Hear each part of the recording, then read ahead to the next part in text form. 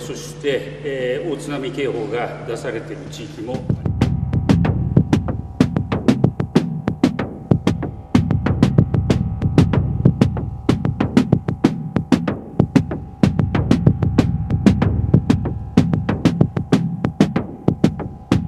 はい、本日、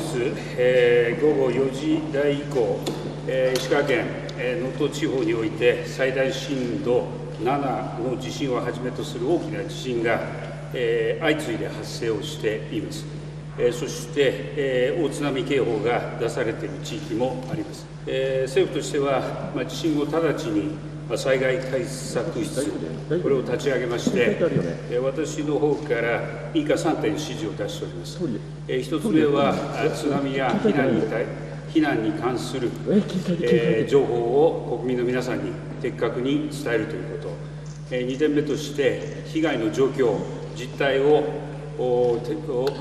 一刻も早く把握をするということ、3点目は、地方自治体とも連携をしながら、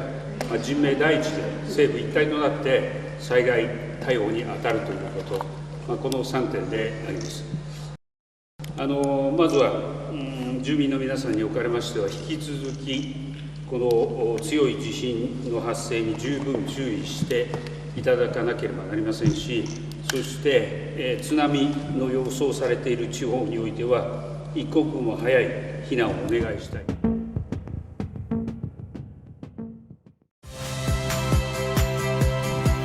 Saya Cynthia Rompas.